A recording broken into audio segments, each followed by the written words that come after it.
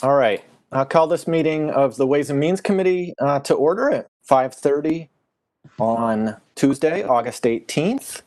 This meeting is being recorded by the Ways and Means Committee and WebEx, as well as GCTV. If anyone else present is doing the same, please notify me at this time. Not seeing any. Councillor Bottomley, would you do us the honor of taking the roll? Yes, so I'll start with myself, Councillor Bottomley, I'm here.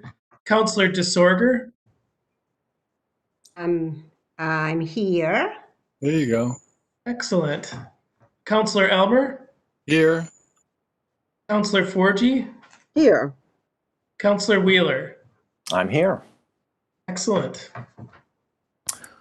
And so we have a quorum. We will move to our first item of business, which is approval of the minutes from our July 15th, 2020 meeting. Do I hear a motion to approve the minutes? So moved, Elmer. Is there a second? Second. Forgy. Moved by Councillor Elmer, seconded by Councillor Forgy. Is there discussion on the minutes? I did not find anything. Everything looked good to me. So, seeing no discussion, all those in favor say aye. Aye. Aye. Aye. Opposed? Abstain? The minutes pass unanimously. We have no public hearings, so we will move on to page 5 for our first order of business to repurpose $180,000 from the Maplebrook culvert. And I'm scrolling here. I'll read this one. I move that it be ordered that the Greenfield City Council approves repurposing in the amount of $180,000 of previously authorized for repair of the Maplebrook culvert for I&I, inflow and infiltration, evaluation and repairs. And that is account 401-74990.5843. And it leaves it shows on your page that there is a balance in the fund of $204,297.65. That said, is there a second? Second. Forgy. Okay, moved by Councillor Wheeler and seconded by Councillor Forgy. Is there discussion on the repurpose? Maybe I will throw this to Director Warner to start, and then we'll take questions. Although we should be familiar with it by now. Yes, I'll try not to use the word I&I over and over, inflow and infiltration with our sewer system. This is the last part of the consent order that snuck in right before it got signed by both the city and DEP. It was a third round of evaluations that DEP required from the initial consent order way back in 2016. So with the timeline of the consent order and what's due and the 40 pages of different documents and tasks that we need to do with repairs and evaluation, this kind of fell in between to where next spring is running a little late to get the consultant firm and the contractor in to do the work to meet the timeline on the consent order. It would be cutting it way too close for my liking. I got to be honest with you. So I decided to try and repurpose this 180,000. Now that we have the company in the city finishing up phase 2, we can roll right into the phase 3 and we're done with our evaluation process, which will give us the opportunity to really dig into the nuts and bolts of repairing. We review these reports that are coming in, and so we can go after the heaviest or the worst inflow and infiltration to begin with and start knocking these numbers down going into the sewer plant. So like I said, this is the last phase of the evaluation, and then we go into the further steps. The company, I just met with the company today, Wright Pierce. Phase 2 is finishing up. Phase 1, we've got the full report, but we want the September phase 2 so we can really put a good, solid project together on the $1 million that was appropriated to again, not to be repetitive, put a hard hit on our inflow and infiltration going into the plant. So this would roll right out and we're done with our evaluations and we can submit all the reports to DEP. And honestly, the department has worked really hard and Wright Pierce has worked really hard. We've come a long ways in a year to know what we got for problems out there. There's a lot of little ones that add up to a lot of water. So they're hard to pin down. I think Councilor Wheeler, I showed you a picture one night of a meeting that we found a massive cabin under Mill Street, right in the travel lane. That was a major source of I&I, a broken pipe. I don't want to be too long-winded. We've talked about it a lot, but that's also kind of an update of where we're at. We're in a good place, and even regardless of COVID, we've been working away at this, and it's a great opportunity to put this part of it to rest so we can move on. Thanks for the summary, Director. Councilors, do you have any questions for Marlo? Okay, maybe not. I know, yeah, this is not the first you've heard of I&I, and I think the sooner we can get the evaluations finished and move on to fixing the issues, I think the better. So, one last chance for questions.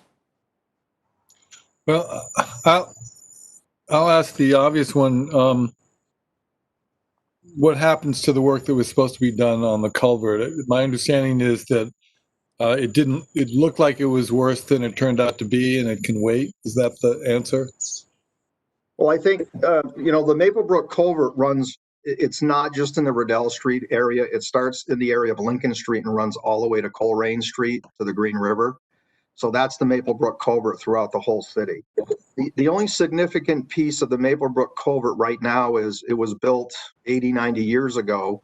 We obviously get heavier rains than we got 80 or 90 years ago. So to update or upgrade one small section with a larger culvert in the middle really serves no purpose at this point in time. We inspect that annually. We actually walk most of it with an oxygen tank, and somebody goes down and inspects in this spring. And thank you, Councilor Elmer, for pointing out the typo in my memo. Currently, there's no obvious deficiencies that we need to address immediately in the Maplebrook Culvert. I guess that's what I was getting at in my memo. So I saw this as an opportunity to, the 2-horse race with the I&I to go ahead and put this towards I&I, which I think is a much larger priority for the city right now with the consent order. Thank you. Okay. All right, so unless there's any further questions, let's see, do we have everyone on video? We have everyone on video here, so by show of hands, all those in favor of the appropriation, raise your hand. I see 5 hands. Opposed? Abstain? It passes unanimously. Thank you, Director Warner. Yes, one go quick ahead. question. There wasn't many questions. I'm guessing everyone read that 40-page consent order, so all their answers were. That's where I got my fun today. All right, thanks. Okay, and speaking of that 40-page consent order, we're now going to skip all the way past it to page 43. I'll give us a minute here in your packet. And I'll read this one as well. I move that the City Council approve a 5-year contract extension for the lease of the premises at 284 Main Street, Greenfield, Mass., location of the Veterans Service Office between the City of Greenfield and Holyoke Property Management, LLC. Is there a second? So moved. So seconded. Elmer. All right, I'm sorry, everything froze there for me for a minute. I'll second it, Elmer. Seconded by Councilor Elmer. Thank you. So we'll open this up for discussion. I'll turn it over to Director Letourneau first to just give us a brief summary for anyone who's not familiar with this yet. Question. Yep. Hi, everybody. I want to make sure you all got my memo that I sent out after the fact. So that kind of summarizes some of the rationale behind extending this at this time. I mean, honestly, the impetus for this was the air conditioning situation. So the HVAC system in the Veteran Service Office failed during the heat wave in July. And so they started, talking about ways to fix it, and that's where the discussions came up for the lease extension. The current lease runs till 2022, and in that lease is a fixed rent price that was negotiated previously. And in that lease also, the city was responsible for basically everything inside the office, with the building and structure outside being the purview of the landlord. So this lease extension, they'll give us, the landlord is willing to pay half up to $5,000 for it looks like a new HVAC system is needed. And in exchange for that, we extend the lease. They are asking for a pay increase of that lease starting in 2022. So after negotiations, we decided on the 3% per year, and I gave some information just to do some homework about what would be a fair price. And it looks like we'll still end up below market rent for our area. And I gave a couple other little things about some details I got from the director of the Veteran Services that were part of the Upper Pioneer Valley Veteran Service District. So some of the other towns pay an assessment to be part of it. So our city doesn't pay for all of the services they do, but obviously we're the largest town, and they get quite a bit of traffic in that office. And it's a really good location for veterans because it's right on Main Street, there's parking, and it's near the public transportation route. But I am open to questions from you all, and I can answer them. Okay, who has questions? Councilor DeSorger? Can you tell me when this is really not part of the contract, but I have a point to the question. Do you know when Holyoke Property Management LLC bought it from 278 to 302 Main Street LLC, which is what it says owns it? Do you know how long ago that was? I don't know right off the top of my head. I do remember that it was. I can actually, sorry to interrupt, but I can kind of answer this because Councilor Forgy had a question earlier today about taxes, and so I had a little back and forth with Kelly Varner, and I also, have met Tim Grader. So my understanding is 278-302 Main Street is a real estate holding company. Yeah. Holyoke Property Management is they're affiliated. So Holyoke Property Management is run by Tim Grader, and 278-302 Main is, I believe, run by Tim Grader. So they, from my understanding, are affiliated. Yeah. Follow up? Yes. Yeah. So I read through the lease, and I did a little research about what it costs per square footage. I was okay with the lease. I think that we need to look at our assessment of that. That's my little comment. It was purchased. It's a very important comment because it was, for what it was bought, we were only assessing it for 68% of the purchase price. Just so you know. And it was purchased in 2016. I kind of thought that was a takeover. I sort of get how it goes, and that was something everybody has been promising us for years that they're going to do. And it somehow I gets done a lot faster than that. That's it. Yeah, that's noted. I think I was going to guess 2016. That sounds about right. And the negotiations for this particular lease have been directly with Tim Grader. But the assessment of properties like this change hands. It is a good time to put a bug in the ear of the assessor. Sure is. And just a brief follow-up, even though it's a little off topic to what Councillor DeSorger just said. There was the request last meeting to invite someone from the assessor's office in, and there was very little availability because it's August and a lot of people are on vacation, but we intend to extend that invitation for September, and so hopefully we can have that conversation. So any, Councillor, Director Gilman. I just want to make one comment that will be good to clarify when we have that meeting, but I believe there's a limit that you can go up in 1 year anyway, regardless of how much more an assessment is. So I think it's 10%, but we can find that all out in September. Yeah, thank you, Director Gilman. Yeah. That was a good point. Councillor Forgy, I believe, has a question, and then we'll come back to you, Councillor DeSorger. Yeah, I want to know, who knows if the taxes on that property are currently paid and up to date? So what I heard back from Treasurer Varner was that they are. I didn't have her chase down all the properties that 278-302 own, but that one is certainly up to date. Thank you. This is Director Niadlik. He did pay in full. He, in fact, had to get a rebate back from the town because he overpaid. Oh, thank you, Director. That's the type of landlord we like to see. Any more questions for either of the directors? Councillor Bottomley.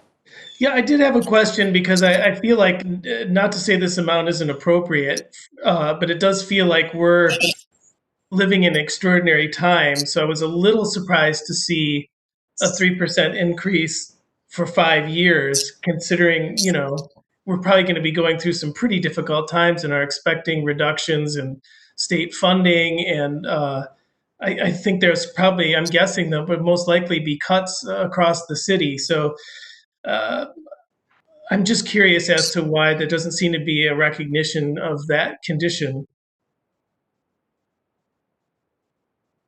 Yeah. Or maybe there was in your discussion. I don't know. And I believe there was in our discussion. This is, again, like I said, moving would be costly. Having a surprise increase in the rent amount at the end of 2022 would be much more devastating. This is something that it'll be a known number that we can budget into. And it's a huge service to our area. So I think the fact that we are coming out at the end of 7 years from now, still below our current market value, is going to be a small step. While it is increased from now, it is a step in the right direction. I have a question just to clarify. Am I correct that without the renegotiation of this lease, that the Veteran Service Office would have to absorb the entire cost of the HVAC unit? That's correct. And the savings there is the amount that we would save. Let me say how I phrase this. It's more than the rent increase. The amount we're getting back from the landlord towards the HVAC is more than the entire rent increase over the additional 5 years. Got it. Thank you. Other questions from councilors? I have a question. I have a question for Director Niadlik, and I'm sorry if I just totally botched your name. Would you say that Veteran Services is happy in this location? Yes, it's a fantastic location because a lot of our clients either don't have cars, so they're coming from the bus station, or they have legal issues, so they're within walking distance of the court and the housing court. So for us, it's been a great location. Okay. Thank you. All right. Obviously, we're just voting to make a recommendation. And technically, we're approving the length of the lease, not the terms. But of course, we go over the details of the terms because it would not make sense to vote on the length if we did not know the terms. So, any more questions? Okay. Well, I'm not seeing any. So all those in favor of the lease extension for the Veteran Services Office, raise your hand. And I am seeing 4 hands. Is this correct? All those in favor? Opposed? 1 opposed. Abstain? It passes by majority, 4 positive and 1 opposed. All right. Thank you, everyone. Jumping back to the top, we don't, that's it for motions and orders. We have no discussion. Other business? Does anyone have any other business this evening? Okay. Oh, Councillor DeSorger. Yeah. Oh, whoops, you're on mute. Start over, Councillor DeSorger. Thank you. Yes, can't talk when you're on mute. While Director Gilman is while Director Gilman is on with us, our capital, all of the things that we assigned for capital projects that we voted on, has everybody started their using that money for this year? How is that going? Some have, some haven't. Some things like Director Warner has started a few of his because of the nature of the particular item. I did ask folks to hold off if they could from a cash flow perspective. But we actually are doing okay cash flow wise. But they have started some, not all. I know Marlo has started the mini excavator. There was something else you just put through. What was that? You're better at the DPW projects than I. If you want me to speak. Yeah. Yeah, go ahead. So the mini excavator was off the state bid list. That's been working out in the field for about 2.5 weeks. Thank you very much. Couldn't wait to see the backhoe go on that trailer. So the road treatment truck has been put on order. We should see that in November because they have to build it to our specs. Traffic improvement, we were just waiting to get some additional costs in. We had to procure a bunch of those items. We're in the process of building the bid docs for the dredging of the Glen. And I already touched on the inflow and infiltration. We'll build on some lining and whatnot or construction projects once we review those evaluations. I feel like I'm missing a couple of things. We've been very busy, but I think that is most of it for now. One of the things I can tell you about fire is that both their vehicles, they take a year to even make. So we're not even looking for a payment, probably, I wouldn't even say 22. I would almost say 23 before we have to make a payment. Police have started on their mobile message board. I haven't gotten anything from the school department on any of their capital. Other than that, if folks could wait, I asked them to wait. We have a question from Councillor Forgy, I believe. I would like to switch places with Councillor DeSorga, because she's asking for a follow-up. That's right. Councillor DeSorger. Thank you, Councillor Forgy. I just wondered, had we bonded for all of those? No, you everything that we. Sorry, continue, please. Have we bonded for all of the things for the capital projects, although you'd asked people to wait? No, you cannot bond till you've spent the money. So what you do in the interim is if you spend some money, you take out short-term notes. And then when the projects are complete and it makes sense to bond, because it is somewhat expensive to bond, you group them all together and you bond. So we have not bonded for any of these. For the recent project program. But we have bonded for the heating system at Green River, correct? No, we've taken out short-term notes. Okay, thank you. Thank you. That's all done. Okay, thank you, Councilor DeSorger. Councilor Forgy, did you still have a question? I do, thank you. This is for Director Gilman. Hello. Can you just let us know how fiscal year 2020 is closing, and what trends are you seeing, and what is happening in the revenue world at this point? Sure. So we actually did pretty well in 20. I was really happy. I think I told you before we had gone over our local receipts, but if you take the total revenue budget, local receipts, property taxes, we were actually about 225,000 over. That's a preliminary estimate. They're still reconciling receivables, but there shouldn't be a drastic change. Then from the expenditure side, probably returning near $1 million, which is good news. So Very good. we'll see how that goes. But you know, for many other communities, they were struggling more than we have for 20. What I have heard on 21 state aid is that the state has promised to level fund.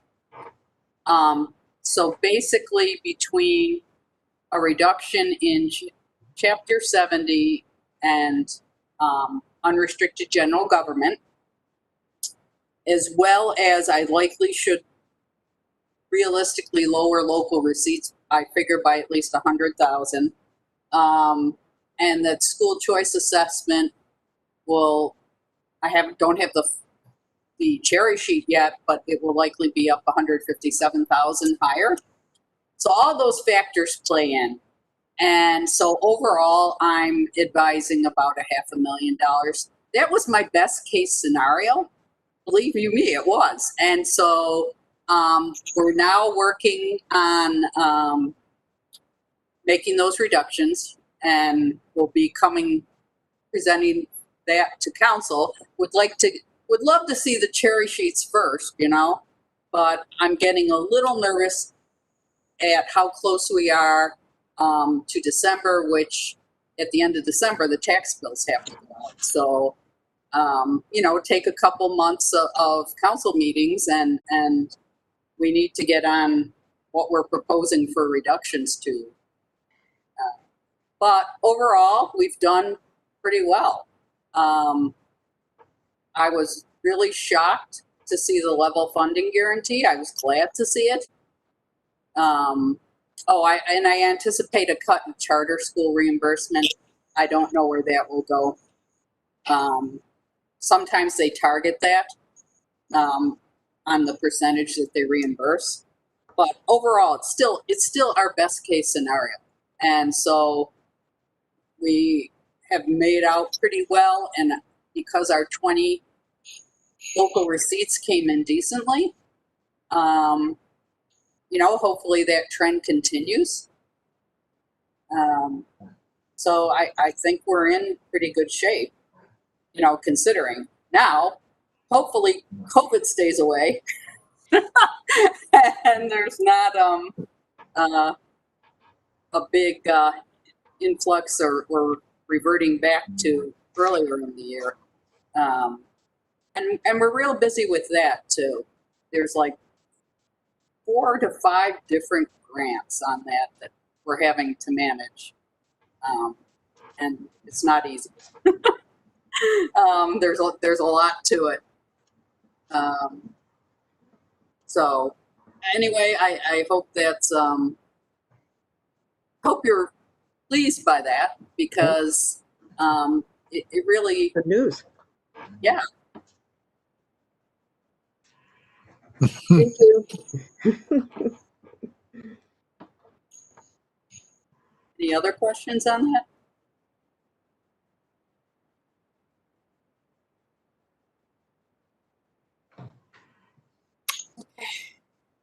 Can't hear you, Otis.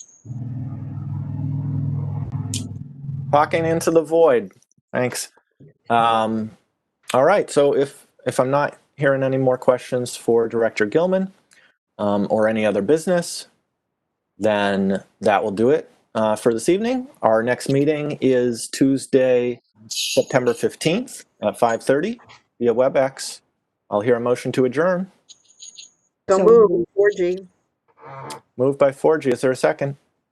Seconded, Elmer? Second. All those in favor, say aye. Aye. Hi. Aye. This meeting is adjourned at 6:01. Thanks, Good night, everyone. See you everyone. tomorrow. everybody. Have a great night. Good night.